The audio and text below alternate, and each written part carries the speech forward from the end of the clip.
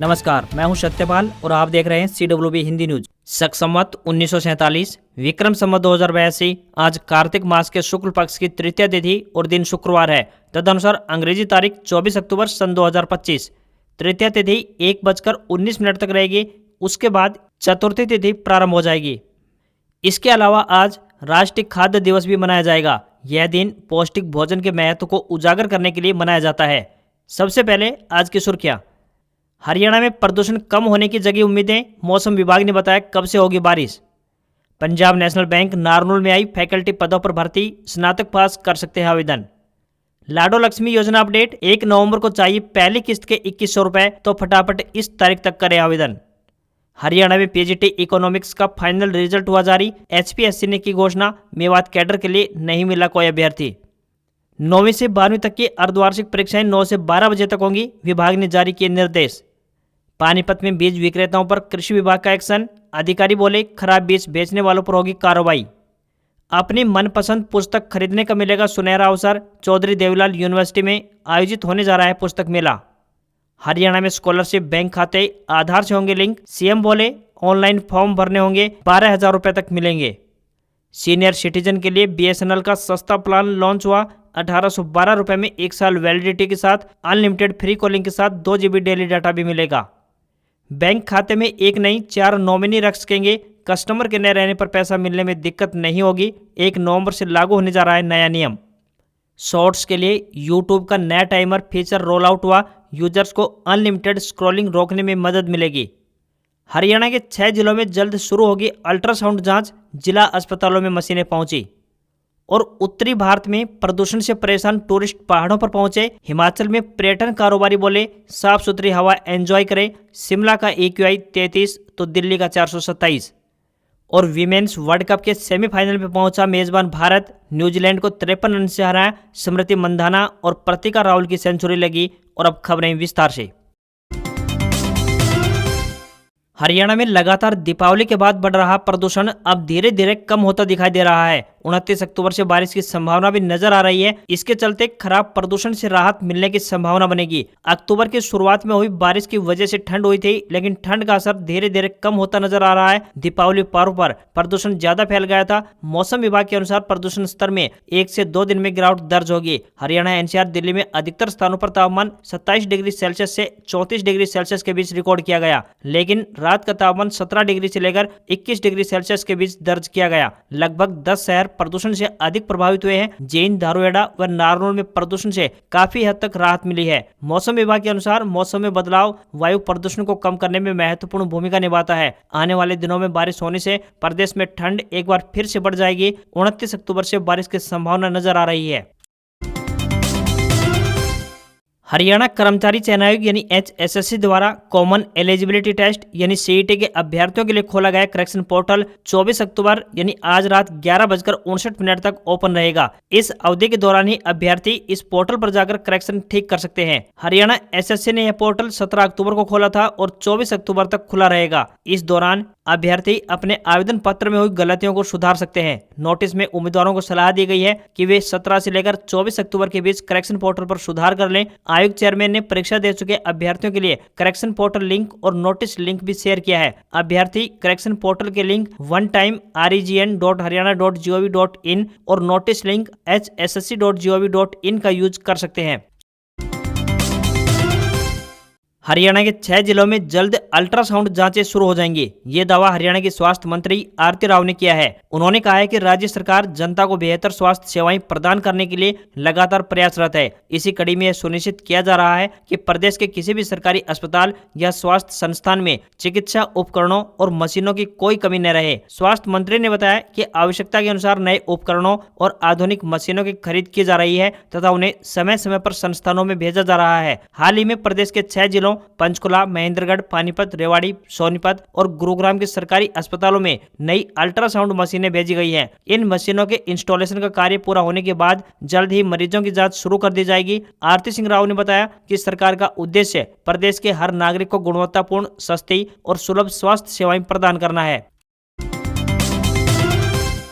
हरियाणा में दीनदयाल लाडो लक्ष्मी योजना से जुड़ी एक नई जानकारी सामने आ रही है। बता दें कि सूबे की नायब सैनी सरकार इस योजना की पहली किस्त के रूप में 2100 रुपए हरियाणा दिवस यानी 1 नवंबर पर जारी करेगी। इस दिन केवल उन्हीं महिलाओं के बैंक खाते में पैसे आएंगे जिन्होंने 25 अक्टूबर तक आवेदन किया होगा। ध्यान देने योग्य बात यह है कि प्रदेश सरकार 2100 रुपए प्रति महीना के हिसाब से साल भर में जो कि 12 किस्तों के रूप में 25,200 रुपए का लाभ देगी, वो आवेदनकर्ता की वार्षिक इनकम में शामिल होगा। अब आवेदनकर्ता महिला को चयन करना होगा कि वह 2100 रुपए लेती है या फिर उससे कम, यानी कि कितना पैसा वो बतौर किस्त के रूप में हर महीने प्राप्त करना चाहती है, ताकि वह सरकार की अन्य सुविधाओं से वंचित न रहे। 25 अक्टूबर तक आवेदन करने वाली महिलाएं 1 नवंबर को जारी होने वाली किस्त के लिए पात्र होंगी। बता दें कि 1 लाख रुपए तक सालाना आमदनी वाले परिवारों को हरियाणा परिवहन विभाग की हैप्पी कार्ड योजना का लाभ मिलता है, जबकि 1,80,000 रुपए सालाना आमदनी वाले परिवारों को बीपीएल कार्ड का लाभ मिलता है। ऐसे में महिलाएं अपनी मर्जी के अनुसार हर महीने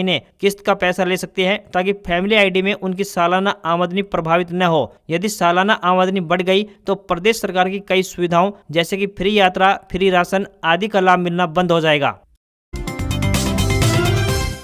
हरियाणा की नायब सैनी सरकार में स्वास्थ्य मंत्री आरती राव नारनौल दौरे पर पहुंची, जहां उन्होंने क्षेत्र को अनेक विकास कार्य की सौगात दी। उन्होंने अटेली अनाज मंडी में विशेष मरम्मत और विभिन्न विकास कार्यों का नारियल फोड़कर शुभारंभ किया। इस दौरान नारनौल विधानसभा क्षेत्र से बीजेपी विधायक ओम प्रकाश यादव भी उनके साथ मौजूद रहे। स्वास्थ्य मंत्री आरती राव ने बताया कि अटेली अनाज मंडी में होने वाले विकास कार्यों के लिए हरियाणा राज्य कृषि विपणन बोर्ड 3 करोड़ 48 लाख रुपए खर्च करेगा। इसका उद्देश्य मंडी के बुनियादी ढांचे को मजबूत कर किसानों के लिए सुविधाओं में इजाफा करना होगा। उन्होंने बताया कि इन विकास कार्यों के तहत मंडी के भीतर के मुख्य सड़कें और सर्विस रोड की विशेष मरम्मत की जाएगी। इसके अलावा मंडी परिसर में बूथों के आसपास पार्किंग क्षेत्र में इंटरलॉकिंग कंक्रीट ब्लॉक लगाए जाएंगे। इससे वाहनों की आवाजाही और पार्किंग सुगम हो सकेगी। मंडी परिसर में जल भराव से निजात दिलाने के लिए भी एक विशेष बरसाती पानी की लाइन बिछाई जाएगी। मंडी की 4 दीवारी की मरम्मत और लोहे के कांटेदार तारों की बाड़ भी बनाई जाएगी। मंडी में 2 नए मुख्य द्वार बनेंगे और इन सभी योजनाओं को पूरा करने के लिए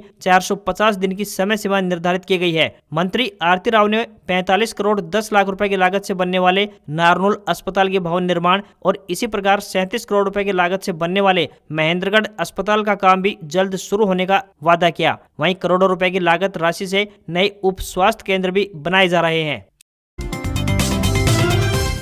हरियाणा में स्टूडेंट्स को दी जाने वाली स्कॉलरशिप योजनाओं को लेकर रिव्यू मीटिंग हुई है। मीटिंग में मुख्यमंत्री नायब सिंह सैनी ने निर्देश दिए कि स्कॉलरशिप के लिए स्टूडेंट्स का बैंक खाता अब आधार से कनेक्ट किया जाएगा। सीएम नायब सिंह सैनी ने बैठक में कहा कि स्कूल और कॉलेज भी योजनाओं की जानकारी स्टूडेंट्स को दें। इसके साथ स्टूडेंट्स से स्कॉलरशिप के ऑनलाइन फॉर्म भरवाए जाएं। उन्होंने कहा कि सरकार की जिम्मेदारी है कि कोई भी मेधावी और जरूरतमंद छात्र आर्थिक तंगी के चलते अपनी पढ़ाई न छोड़े। सरकार का कहना है कि प्रदेश में जो भी छात्र छात्राएं इस योजना का लाभ लेना चाहते हैं वे सभी 31 जनवरी 2026 तक पोर्टल सरलहरियाणा.gov.in पर जाकर आवेदन कर सकते हैं। सीएम ने कहा कि प्रतियोगिता के दौर में अनुसूचित जाति, पिछड़ा वर्ग, विमुक्त, घुमंतु, टपरीवास श्रेणी और अन्य वर्ग के मेधावी स्टूडेंट्स को ज्यादा से ज्यादा आर्थिक सहयोग और प्रोत्साहन देने के उद्देश्य से ये योजनाएं चलाई जा रही हैं। स्टूडेंट्स को 8,000 रुपए से लेकर 12,000 रुपए तक स्कॉलरशिप दी जाएगी।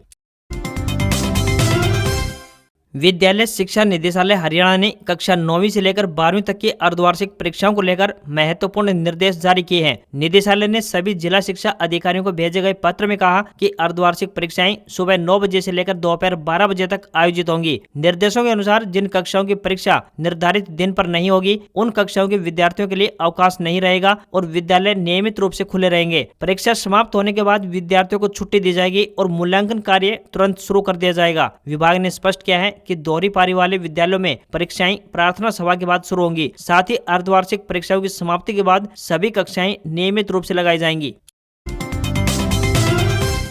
दक्षिण हरियाणा के रेवाड़ी जिले से एक अच्छी खबर सामने आई है। यहाँ लोगों की सालों पुरानी मांग पूरी होने जा रही है। तकरीबन 12 करोड़ 78 लाख रुपए की लागत से धारूहेड़ा में आधुनिक बस स्टैंड का निर्माण किया जाएगा। इस प्रोजेक्ट का शिलान्यास स्थानीय बीजेपी विधायक लक्ष्मण यादव ने किया था। प्रोजेक्ट के अनुसार धारूहेड़ा बस स्टैंड के निर्माण कार्य को लगभग 1.5 साल के भीतर पूरा कर लिया जाएगा। इस बस स्टैंड पर आने वाले यात्रियों को सभी आधुनिक सुविधाओं का लाभ मिलेगा। बस स्टैंड का साफ सुथरा परिसर, वातानुकूलित विश्राम गृह, CCTV कैमरे, साफ सुथरे शौचालय, पीने का पानी, वहीं टिकट काउंटर, ड्राइवरों और कंडक्टरों के लिए अलग से रेस्ट रूम, वाहन पार्किंग और बसों की समय सारणी के लिए डिजिटल स्क्रीन जैसी सुविधाएं उपलब्ध करवाई जाएंगी। धारू अड्डा की भौगोलिक स्थिति को देखते हुए नया बस स्टैंड बेहद महत्वपूर्ण है, क्योंकि यहाँ से दिल्ली, जयपुर, गुरुग्राम, मानेसर, नीमराना, कोटपुतली, भिवाड़ी, अलवर, तिजारा, कोटा, सोहना, पलवल, मेवात, बावल और रेवाड़ी सहित कई शहरों के लिए रोजाना बसों की आवाजाही रहती है।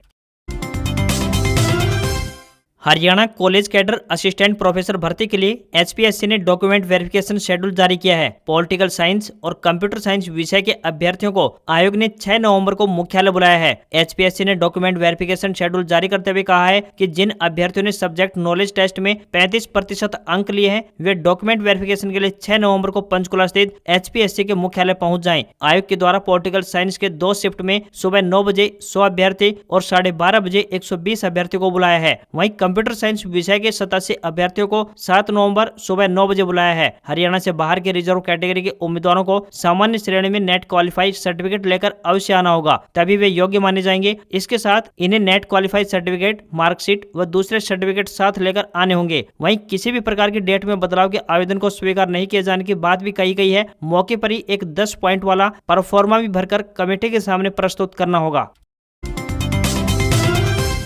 यूको बैंक ने अप्रेंटिस के पदों पर भर्ती निकाली है। उम्मीदवार ऑफिशियल वेबसाइट yukobank.com पर जाकर आवेदन कर सकते हैं। फीस जमा करने की आखिरी तारीख 5 नवंबर 2025 तय की गई है। मान्यता प्राप्त विश्वविद्यालय से किसी भी विषय में ग्रेजुएशन की डिग्री उम्मीदवार के पास होनी चाहिए। उम्मीदवार जिस राज्य के लिए आवेदन कर रहे हैं वहाँ की रीजनल लैंग्वेज का नॉलेज भी होना चाहिए। न्यूनतम आयु 20 साल और अधिकतम आयु 28 साल तय की गई है। वहीं SC ST के लिए 5 साल की छूट मिलेगी तो OBC के लिए 3 साल की छूट रहेगी। वहीं PWD के लिए 10 साल की छूट रहेगी। जनरल, OBC और EWS कैंडिडेट के लिए 800 रुपए फीस तय की गई है। वहीं PWD के लिए 400 रुपए प्लस GST लगेगी। SC ST के लिए ये फॉर्म निःशुल्क रहेगा। स्टाइपेंड के तौर पर 15,000 रुपए प्रति माह दिए जाएंगे। जरूरी डॉक्यूमेंट्स की बात करें तो ग्रेजुएशन की मार्कशीट और डिग्री चाहिए। Aadhaar card, PAN card, passport size photo 2 से 3 कॉपी होनी चाहिए। वहीं जन्म तिथि प्रमाण के तौर पर 10वीं की सर्टिफिकेट चाहिए होगी। अगर SC ST OBC या PWD हो तो कैटेगरी सर्टिफिकेट भी अवश्य चाहिए होगी। एग्जाम की डेट की बात करें तो 9 नवंबर 2025 तय की गई है। ऑफिशियल वेबसाइट yukobank.com पर जाकर अप्लाई कर सकते हैं। लास्ट डेट फॉर्म भरने की 31 अक्टूबर 2025 तय की गई है। हरियाणा के सिरसा में स्थित चौधरी देवीलाल यूनिवर्सिटी में पुस्तक मेले का आयोजन किया जा रहा है। इसमें छात्रों और शिक्षकों के अलावा अन्य शहरवासी भी भाग ले सकते हैं। पुस्तक मेले का आयोजन 3 और 4 नवंबर 2025 को आयोजित करवाया जाएगा। इसके लिए तैयारियां जोरों शोरों से चल रही हैं। इस मेले में दिल्ली से लेकर अन्य राज्यों तक वो पुस्तक प्रकाशक शामिल होंगे जिनकी पुस्तकें विश्वविख्यात होंगी। इस पुस्तक मेले का उद्देश्य छात्रों को पुस्तकों के करीब लाना है, जो कि आधुनिक समय में ऑनलाइन स्टडी के कारण दूर होते जा रहे हैं। इस पुस्तक मेले से बच्चों में पुस्तकों को देखकर उन्हें खरीदने व पढ़ने की इच्छा जागृत होगी। पुस्तक मेले के माध्यम से शिक्षक भी अपने अपने विषय की पुस्तकें प्राप्त कर सकेंगे तथा स्वयं को अपने विषय में अपडेट कर पाएंगे। ये पुस्तक मेला कानून की पढ़ाई करने वाले विद्यार्थियों के लिए भी लाभदायक साबित होगा। उन्हें BNS एक्ट से जुड़ी हुई किताबें आसानी से मेले में प्राप्त हो जाएंगी, जिससे उन्हें एक्ट को समझने में आसानी होगी। 3 और 4 नवंबर को आयोजित यह पुस्तक मेला छात्रों, शिक्षकों और शहरवासियों में किताबों के प्रति रुचि पैदा करेगा।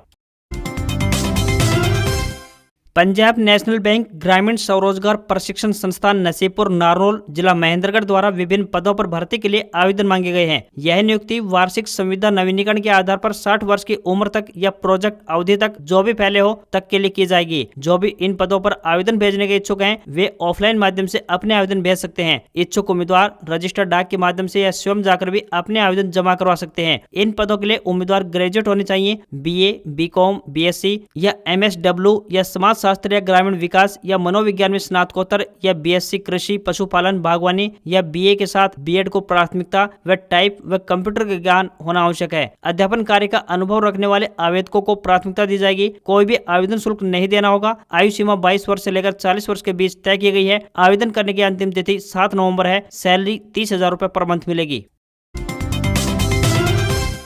बैंक खाते में अब एक की जगह 4 नॉमिनी जोड़े जा सकेंगे। ग्राहक यह भी तय कर पाएंगे कि 4 नॉमिनी में से किसे कितना हिस्सा मिलेगा और किसे प्राथमिकता दी जाएगी। नया नियम 1 नवंबर 2025 से लागू होने जा रहा है। नॉमिनेशन जोड़ने, बदलने या फिर रद्द करने के लिए फॉर्म और प्रोसेस की गाइडलाइन जल्द जारी की जाएगी। ग्राहक अपने खाते में 1, 2, 3 या फिर 4 नॉमिनी जोड़ सकते हैं। हर नॉमिनी का हिस्सा यानी कि शेयर तय किया जा सकेगा। नॉमिनी को कभी भी बदला या फिर रद्द किया जा सकेगा। ग्राहक चाहें तो सक्सेसिव नॉमिनी भी रख सकते हैं। इसका मतलब है कि पहले नंबर का नॉमिनी न रहे तो दूसरे की दावेदारी होगी। इसी क्रम में तीसरे और चौथे नॉमिनी दावेदारी कर सकेंगे। नॉमिनी का मतलब वह व्यक्ति होता है जिसके नाम पर बैंक खाते, निवेश या बीमा में नॉमिनी के तौर पर जोड़ा होता है और संबंधित व्यक्ति के अचानक निधन होने पर निवेश राशि क्लेम करने का हकदार होता है। मृत्यु के बाद नॉमिनी पैसों को क्लेम करेगा, लेकिन राशि नॉमिनी को तभी मिलेगी जब उसमें कोई विवाद न हो। अगर मरने वाले के उत्तराधिकारी हैं तो वे अपने हक के लिए उस राशि के लिए दावा कर सकते हैं। ऐसे में उसे राशि या फिर प्रॉपर्टी के हिस्से सभी कानूनी वारिसों में बराबर बटेंगे।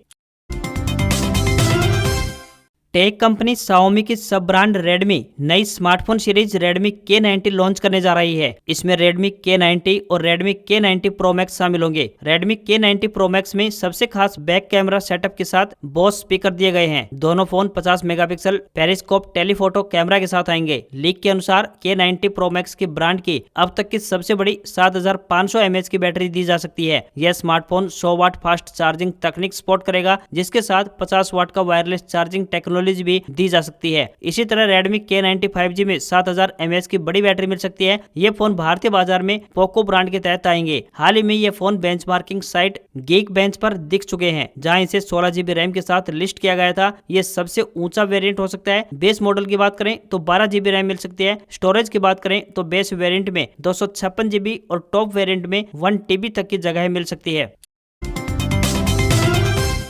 भारतीय शेयर बाजार में सेंसेक्स 130 अंक चढ़कर 84,556 के स्तर पर बंद हुआ। निफ्टी में 23 अंकों की तेजी रही और ये 25,891 के स्तर पर क्लोज होता हुआ दिखाई दिया। कारोबार के दौरान सेंसेक्स और निफ्टी दोनों ही इंडेक्स अपने ऑल टाइम हाई के करीब पहुंच गए। सेंसेक्स ने 27 सितंबर 2024 को 85,478 और निफ्टी ने 26,277 का ऑल टाइम हाई बनाया था। कारोबार में IT और बैंकिंग शेयरों में सबसे ज्यादा तेजी देखने को मिली। शेयर बाजार में ये तेजी अमेरिकी राष्ट्रपति डोनाल्ड ट्रंप के बयान के बाद आई है। उन्होंने कहा है कि भारत और अमेरिका दोनों देश ट्रेड डील पर काम कर रहे हैं। मिंट की एक रिपोर्ट के मुताबिक सोर्सेज का हवाला देकर कहा गया था कि ट्रेड डील पर बातचीत एडवांस स्टेज में है। टैरिफ 50% से घटकर 15% तक हो सकता है। वहीं सोने चांदी के दाम में लगातार तेजी देखने के बाद अब गिरावट शुरू हुई है। चांदी की कीमत में 1051 रुपए की गिरावट रही और ये 1,51,450 रुपए प्रति किलोग्राम के स्तर पर बिक रही है। वहीं 10 ग्राम 24 कैरेट सोने का दाम 553 रुपए घटकर 1,23,354 रुपए प्रति 10 ग्राम के स्तर पर पहुंच गया है। वहीं 22 कैरेट सोने के दाम की बात करें तो 1,12,992 रुपए